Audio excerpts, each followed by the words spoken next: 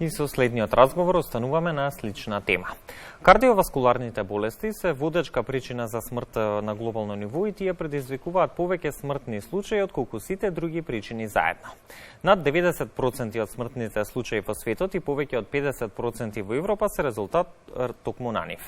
Ниту нашата земја не е исклучок од оваа непопуларна статистика. Денеска, 29 септември, ширум светот се одбележува Светскиот ден на срцето, кој што има за цел да ја зголеми свесноста за кардиоваскуларните заболувања и да ги едуцира луѓето за придобивките од активниот и здрав начин на живот. За значењето на денешниот ден, но и за тоа како да го одржуваме здравјето на нашето срце, ова утро разговараме со Даријан Трајанов, магистар по јавно здравје. Добро утро и добро ни дојдовте. Добро утро, благодарам на поканата.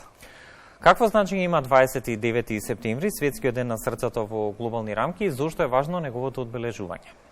29 септември е еден од најзначајните денови во областта на медицината и здравството. Овој ден има една јасна порака, тоа е да укаже дека срцето е многу повеќе од орган, дека срцето за нас работи секојдневно и ние сме тие кои што мора да работиме за него посветени максимално секојдневно. Срцето има таа моќ да му овозможи на човекот, на поединецот, живот, среќа, исполнетост, продуктивност во секоја област на неговото живење. Пораката е јасна. Срцето работи за нас, мора да работиме ние за него.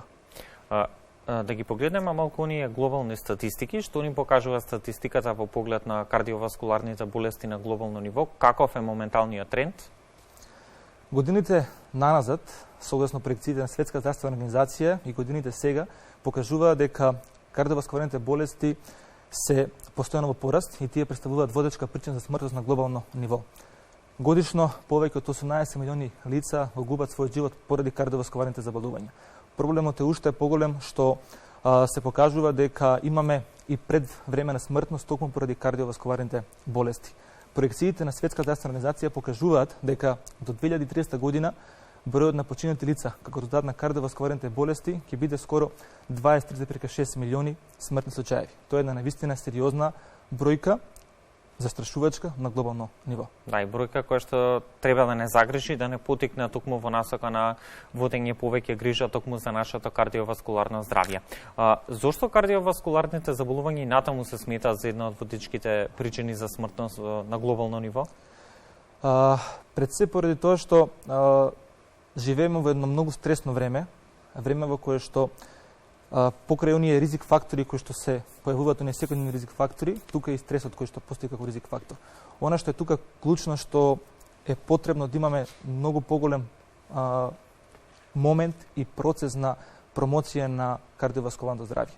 Негова промоција, негово промовирање секојдневно помеѓу луѓето, помеѓу популациите во државата, затоа што на тој начин само така помеѓу со квалитетна соодветна промоција на кардиоваскуларното здравје ќе може да се намали таа тенденција на пораст на бројот на кардиоваскуларни заболувања и бројот на смртни случаи. Ајде да го ставиме фокусот на нашата земја. Каква е состојбата во земјава со пациентите со кардиоваскуларни болести? Каква тенденција покажуваат последните бројки? Последните бројки покажуваат дека и во Република Македонија бројот на лица кои што се соочуваат со овој проблем и понатаму во пораст. Кардиоваскуларните заболувања представуваат водечка причина за смртност и кај нас тука во Македонија. Некаде повеќе од 50% кардиоваскуларните заболувања учествуваат во тој вкупен морталитет и да кажам, направени биле некои истражувања тука кај нас во Македонија во период од 2018 до 2020 година да се види колкава е стапката, нели колкав е бројот на починати луѓе како резултат на кардиоваскуларни заболувања, се покажува дека во тој период имаме зголемување за 0,9%, што значи дека имаме еден така благ пораст на тенденција на пораст, што значи дека и кај нас во Македонија кардиоваскуларни заболувања се водечка причина за смртност. Да, ја следиме онаа неславна, односно непопуларна тенденција која што постои во светски рамки. Кои се оние најчести ризик фактори кои што придонесуваат кон настанување токму на овие кардиоваскуларни заболувања? Основните 4 ризик фактори кои што се распространети секаде околу нас, ќе ги набрам сега, тоа се тутунот, пушењето, недоволното ниво на физичката активност, неправилната исхрана, консумирањето на штетната употреба на алкохол, се едни од клучните ризик фактори за појава на кардиоваскуларните заболувања. Консумирањето на храна која што изобилува со оние нездрави масти, нездрави шеќери, недостаток на зеленчук, овошје, недоволен дез на витамини, недоволното ниво на физичка активност.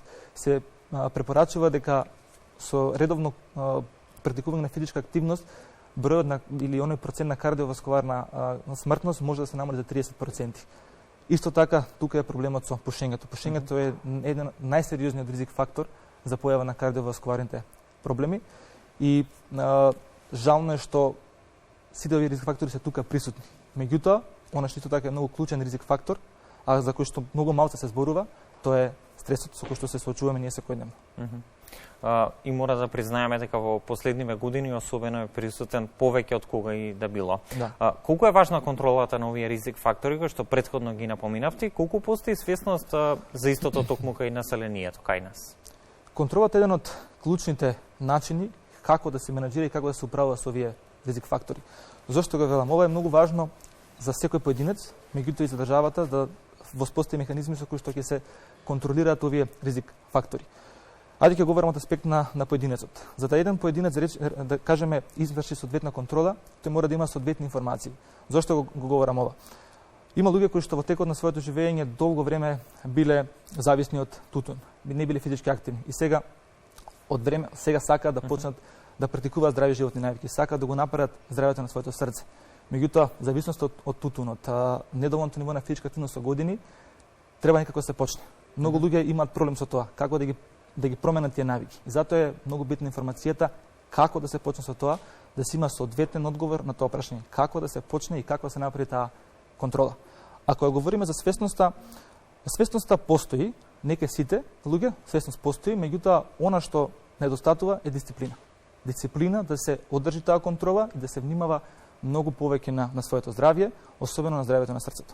За превенцијата ќе говориме нешто подолу во разговорот. Она што ме интересира е која старосна група е во најголем ризик токму од кардиоваскуларните заболувања. Постои ли некаква таква строга граница која што може да се направи?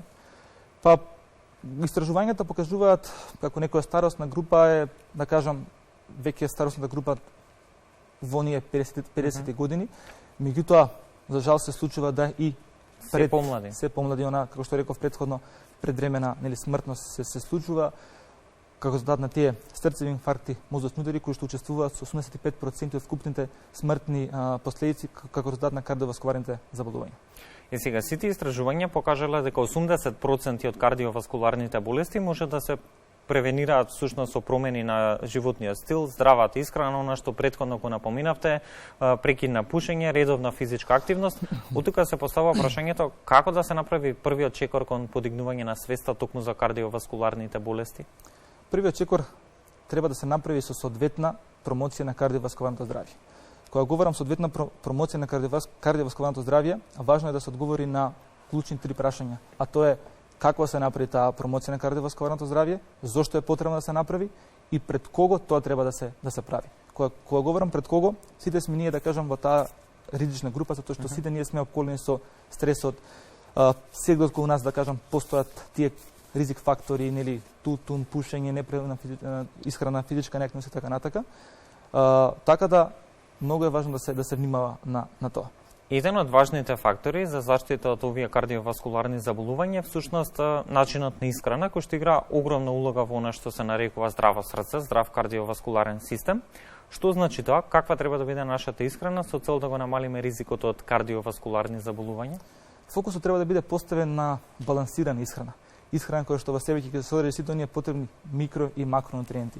Да се консумира доволно ниво на зеленчук, овошје, да се конзумира доволно ниво да се пие доволно ниво на течности, да се консумира исхрана која што нема да изобилува со оние нездрави шеќери, нездрави масти, затоа што таквата исхрана која што изобилува со оние нездрави, празни калории, само го успорува нашето тело, му даване недостаток на енергија и она на нашето тело што му е потребно исхрана која што ќе ни даде енергија. Исхрана која што ќе ни овозможи да се соочиме со сите предизвици во текот на денот, а најважното е да му овозможиме правилна работа на нашето срце. Спомнавме, исхраната е особено важна за оптимално здравје на нашето срце, но генерално тука и здравиот начин на живот. Што подразбира тоа? Кога говориме за здрав начин на живот, не треба фокусот да биде само поставен оние здрави животни навики, редовна физичка активност, здрава исхрана. Тоа нешто најчесто го слушаме во секојдневието. Така, меѓутоа тука е многу важно да се креира еден една здравствена култура. Што подразбираме под таа здравствена култура? Покрај тоа што ние треба да ги имаме тие здрави животни навики. Клучно од се е да не ги избегнуваме оние редовни медицински прегледи. Редовните медицински прегледи се токму тие се сликата за тоа каков е нашиот организам, како работи нашето срце. На тој начин може да се откријат одредени аномалии, одредени недостатоци кои што навремено може да бидат третирани, лекувани, да бидат превенирани, со тоа да се спречат и смртни последици.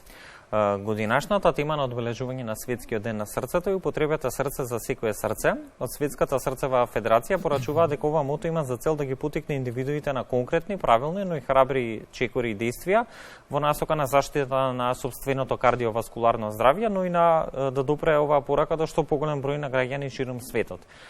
Сметате ли дека генерално постои добра свест на глобално ниво со оглед на овие статистики кои што секојдневно ги гледаме? Статистиките покажуваат, да кажам, една темна страна. Меѓутоа, оно што, да кажам, мене ме радува од една страна е тоа што луѓето веќе стануваат колку толку свесни за своето здравје, за здравјето на своето срце. Особено короната. Короната ни беше на многу добра лекција и таа се уште присутна. Дека луѓето кои што се соочуваат со кардиоваскуларни проблеми се во таа ризична група. Постои кај луѓето свесност, гледам дека почнуваат веќе да стануваат и активни, се почнува да се внимаваме низ храната, тука и кај нас го гледам тоа не во големи бројки, меѓутоа почнувам полека се движиме во таа насока. Ме радува, меѓутоа треба уште многу. Важно е од некаде да се тргне. Да. Превенцијата е секогаш подобра варијанта од лекувањето, така велат сите. Сега колку е важна едукацијата за кардиоваскуларните заболувања како прв чекор на превенција на истите? Нешто што исто така е важно да се спомене токму на Светскиот ден на срцето. Дефинитивно, едукацијата ја има таа моќ да продре до секоја пора на секој поединец како да секој човек внимава на своето здравје. Преку едукацијата секој може да дознае многу информации и оној кој што не е во областа на медицината и оној кој што го работи тоа, меѓутоа повеќе за оние луѓе кои што не се во областа на медицината, дека сметам дека секој има право и потребно да знае, да ги знае оние основни принципи на превенција на сопственото здравје. А едукацијата, особено здравствената едукација, тоа може да го направи и таа треба да биде вметната во секоја една област. И да кажам, образовните институции, во корпоративните дејности, односно во компаниите каде што има луѓе, за да сите на еден начин преку едукацијата научат како да го промовираат и чуваат своето здравје. Последиците, компликациите од кардиоваскуларните заболувања се огромни, не се само по човековото здравје. Какво е нивното влијание врз економијата, врз здравствените системи на сите држави на глобално ниво? Здравството и економијата се тесно поврзани. Треба да ни биде јасно дека ако сакаме да одиме напред, ако сакаме да градиме економски резултати, мора да имаме здрава нација која што ќе биде здравствено способна да може да придонесува. Кардиоваскуларните заболувања имаат и такако огромен притисок и врз здравствениот систем и врз економијата на една држава. Едно истражување објавено во PubMed, едно од најпознатите медицински списанија, покажува дека во Европа годишно како резултат на кардиоваскуларните заболувања се прават трошоци во, да кажем, во милиарди. И тоа се огромни суми кои што може да бидат искористени за реализација на одредени иновација, образование, инвестиции со кои што ќе се подобри животот на луѓето, на младите, а со тоа ќе се придонесе кон унапредување на нивото здравје. И сега, дали како магистар по јавно здравје сметате дека е потребно да се креира една стратегија со која би се придонела кон реализација на процес на превенција на кардиоваскуларните заболувања и на кој чекори е потребно да се стави фокусот првенствен? Дефинитивно. Како што напоменав и претходно, ако сакаме да се движиме напред, ако сакаме да креираме општество кој што ќе бидат успешни, ние мора да имаме однапред дефиниран и јасно прецизиран план, стратегија, тоа да биде системски добро работено. Меѓутоа, на што треба да се фокусира таа стратегија? Како што напоменавме претходно, треба да имаме едукација, која што ќе ги опфати сите категории, сите групи на граѓани, сите возрасти, да имаме соодветна информација која што ќе даде одговор зошто е потребно да се направи тоа, како е потребно и кому, и таа стратегија што уште поважно да биде одржлива. Не сега ние правиме стратегија и после забораваме. Таа стратегија мора да биде одржлива и само да се надополнува со новитетите и трендовите кои што се во светските практики. За уште еден актуелен проблем ќе говориме во наредниве минути во утринската програма, но како увертира во следната тема, колку зголемениот психолошки стрес кој што го имавме предизвикан првенствено од пандемијата на COVID-19, потоа енергетската и економската криза кој што ги живееме во моментов, може да влијаат на влошување на нашето кардиоваскуларно здравје? Сите бевме сведоци последниве години од короната, како стрес ни правеше на сите, да внимаваме да се заразиме, да не ги заразиме останатите. Ајде, сега тоа некако го намаливме, меѓутоа повторно тука короната, сега дојде економската криза, енергетската криза, голем за жал дел од луѓето секојдневно се соочуваме со предизвици. Овој проблем. Стресот е еден тивок убиец, може да кажам, особено хроничен стрес, кој што ако се постои долго време, тој хроничен стрес, тој негативно влијае врз здравјето на срцето. Истражување направени во Харвард го покажале тоа и ја покажале поврзаноста на стресот со кардиоваскуларните заболувања, како еден ризик фактор. Даријан, благодарам за одвоеното време и денешното гостување во утринската програма на Македонската телевизија. Уште еднаш ќе потсетиме дека токму 29 септември, Светскиот ден на срцето, е одлична можност да се потсетиме зошто 365 дена во годината треба да се грижиме за здравјето на нашето срце, но и да се фокусираме на она што значи спортска активност, здрав животен стил, со цел да бидеме одговорни пред се кон сопственото здравје, а потоа да бидеме и одличен пример за околината. Токму така, ви благодарам на поканата и чест ми што бев денеска ваш гостин.